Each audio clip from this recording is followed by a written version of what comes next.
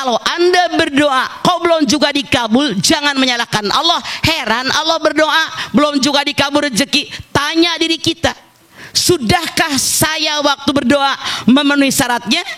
Sudahkah segala perintah Allah saya laksanakan? Ada nggak yang belum saya laksanakan? Sudahkah larangan Allah saya tinggalkan? Ada nggak yang masih terlanggar? Sudah benar-benarkah kita beriman kepada Allah apa belum?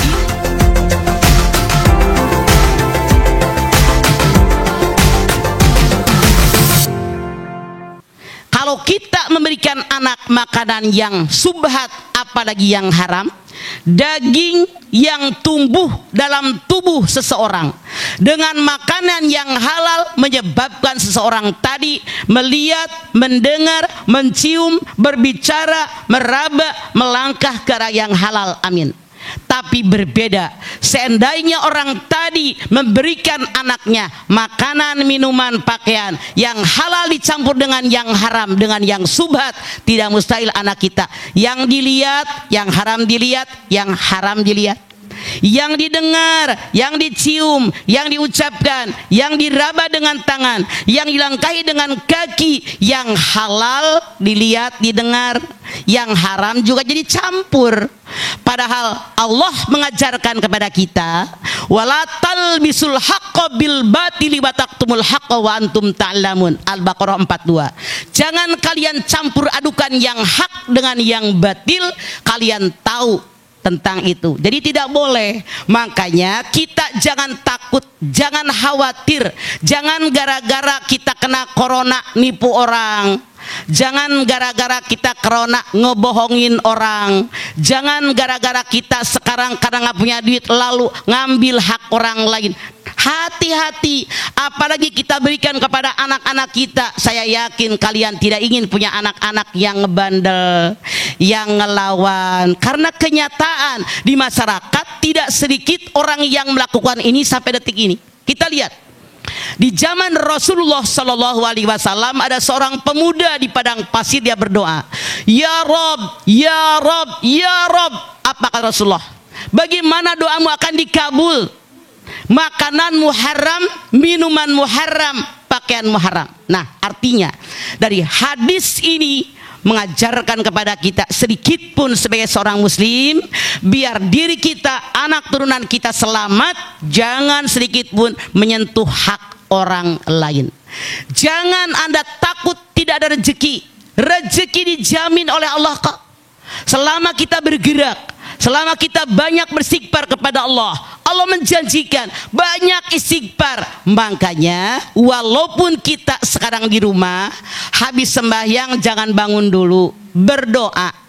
Jangan Allahumma lantas jalan, tapi Allahumma antas salam wa minkas salam, dan seterusnya. Di situ bermohon kepada Allah, pasti dikabul kata Allah. Nah, karena Allah berfirman, ud'uni astajib lakum.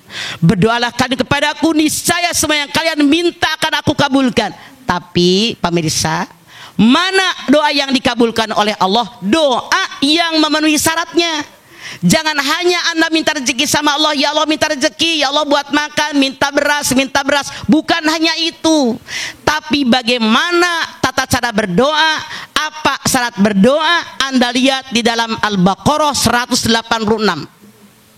Wa idza salaka ibadi anni fa inni qarib ujibu da'watad da'i idza da'an falyastajibu li wal yu'minu bi la'allahum yarsudun. Muhammad, kalau hambaku bertanya kepadamu tentang aku, jawab, aku sangat dekat. Aku mengabulkan doa bagi siapa yang berdoa kepadaku dengan dua syarat. Satu, falyastajibu li wal yu'minu bi. Ikuti perintahku, jauhi yang dilarang olehku, beriman kepadaku. Nah, pemirsa, sekarang kalau Anda berdoa kok belum juga dikabul, jangan menyalahkan Allah. Heran Allah berdoa belum juga dikabul rezeki. Tanya diri kita, sudahkah saya waktu berdoa memenuhi syaratnya? Sudahkah segala perintah Allah saya laksanakan? Ada nggak yang belum saya laksanakan? Sudahkah larangan Allah saya tinggalkan? Ada nggak yang masih terlanggar? Sudah benar-benarkah kita beriman kepada Allah apa belum? Ini syaratnya. Jadi penuhi dulu syaratnya, baru Anda minta dikabul oleh Allah. Makanya sekarang dengan kondisi Masya Allah virus corona yang kita di rumah, jangan khawatir. Kita ibadah, barangkali Allah Subhanahu wa Ta'ala mengajarkan kepada kita, mungkin kemarin ibadah kita kurang banyak, perbanyak. Mungkin kemarin ibadah kita kurang husu, perhusu. Mungkin kemarin nggak pernah sholat qobliyah ba'diyah, cuman yang fardunya doang. Yuk mumpung di rumah, kerjakan qobliyah, kerjakan ba'diyah. Mungkin kemarin baca Quran hanya Yasin, hanya Ar-Rahman. Yuk sekarang runtun dari awal sampai Anas kita baca. Tidak mustahil dengan kita meningkatkan ibadah kita kepada Allah, Allah berikan rezeki kepada kita. Kenapa? Karena kita beristighfar. Makanya jangan sedikit pun Anda berkecil hati. Kemudian jadilah kita orang takwa. Karena orang yang takwa dijamin oleh Allah akan dapat rezeki. Anda nggak percaya? Silakan Anda lihat di dalam surat At-Talaq ayat 2 ayat 3. Wa may yattaqillaha yaj'al lahu mahrajan wa yarzuqhu min haitsu la yahtasib. Siapa yang takwa kepada Allah, seberat apapun masalah, jalan keluarnya pasti ada. Diberikan rezeki dari arah yang tidak pernah kalian duga. Jadi jangan Anda bilang begini, dari mana ya kita makan? Dari mana ya kita ini boro-boro mikirin baju baru lebaran? Nggak usah khawatir. Saat ini yang namanya pemerintah, dari pusat sampai provinsi sampai pemerintah daerah sampai kami nih yang punya yayasan, insya Allah kami tidak tinggal diam. Kami membantu tentu saja sesuai dengan kemampuan yang kami miliki. Kita berdoa sama-sama. Inilah, disinilah hebatnya Islam. Orang kaya diperintahkan berzakat, orang yang biasa-biasa diperintahkan sedekah, yang mustahik dapat hak dari zakatnya. Coba kita lihat surat At-Taubah 103. Khudh min amwalihim shadaqatan tutahhiruhum wa tuzakkihim biha. Ambillah zakat dari orang kaya untuk membersihkan hati mereka, membersihkan kekayaan mereka. Pemirsa, kenapa Allah mengatakan dalam ayat ini yang namanya zakat membersihkan hati? Karena tidak sedikit orang kaya sombong, gue gitu loh paling kaya. Makanya diperintahkan oleh Allah, ambil tuh kekayaan, zakat dari orang kaya. Yang pertama fungsinya membersihkan hati orang kaya biar nggak sombong. Yang kedua fungsinya tiada lain membersihkan harta kita. Maaf pemirsa, harta yang dalam genggaman kita tidak semuanya hak kita. Ada hak fakir miskin. Syarat zakat ada 5. Islam, merdeka, milik yang sempurna, haul, nisab. Haul itu per tahun, nisab itu adalah, ada ulama mengatakan 86 gram emas. Kalau dalam setahun Anda memiliki 86 gram emas, kalau harga emas 500.000 misalnya saja, karena saya bukan tukang emas kagak ngerti, maaf. Jadi kalau Anda setahun dapat uang 43 juta, itu pun sudah wajib zakat. Tapi seandainya Anda tidak sampai nisab, Anda pun bisa bersedekah.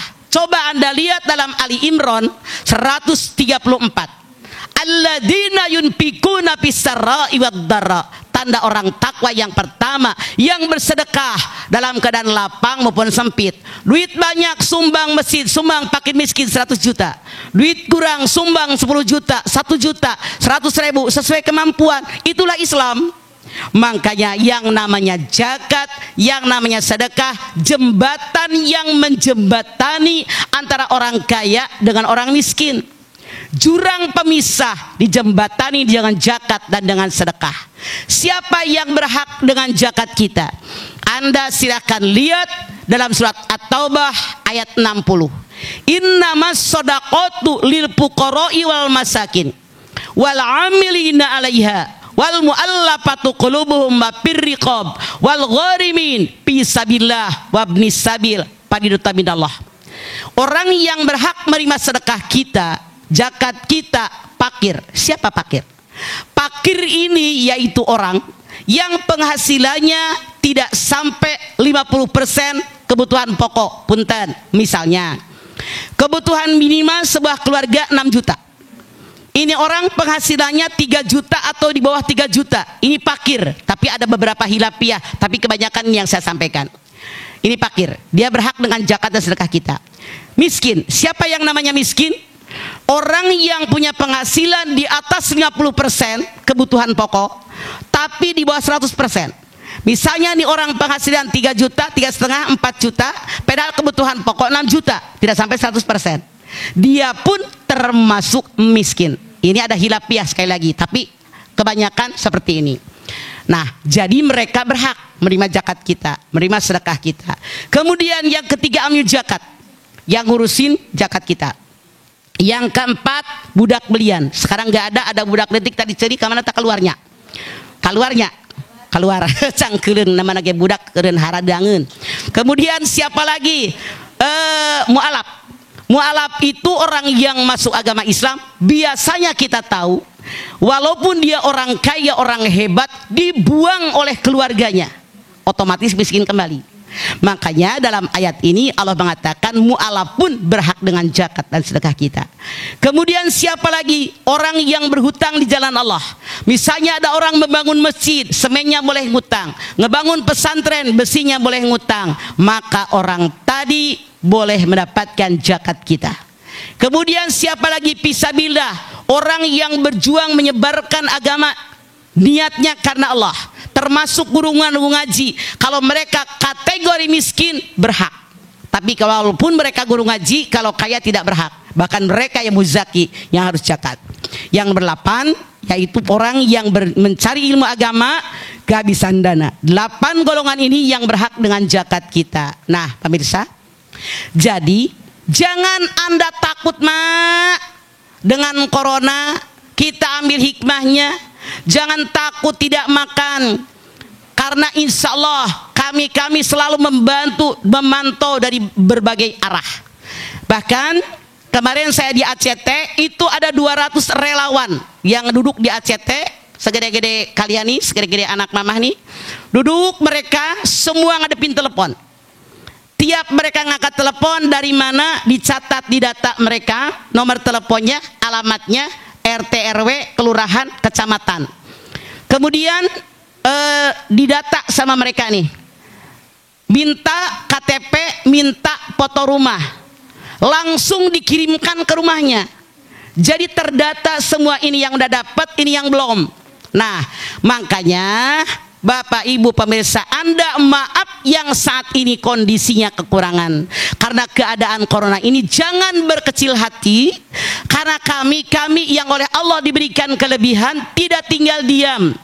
Kami tahu bagaimana kami harus bergerak, kami tahu kemana kami melangkah. Insya Allah mudah-mudahan kita diberikan keberkahan oleh Allah, diberikan kesanggupan oleh Allah. Insya Allah kami selalu menolong orang yang perlu pertolongan, membantu orang yang perlu bantuan, meringankan beban orang yang keberatan. Karena Allah berfirman, wa ta'awanu 'alal birri wat taqwa. Saling tolong menolong kalian dalam kebaikan dan ketakwaan. Jadi jangan takut ya mak, insya Allah Anda tinggal telepon aja. Boleh Anda telepon ke sini barangkali, atau telepon ke ACT, mereka sangat terbuka semuanya.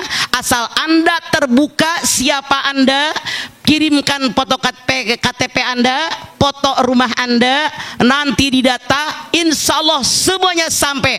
Kita saling berdoakan. Kami di sini berdoa buat Anda pun mendoakan kami. Insya Allah Rasul bersabda, ada 4 faktor yang menyebabkan tegaknya sebuah negara. 1, pemimpin yang adil dan bijaksana.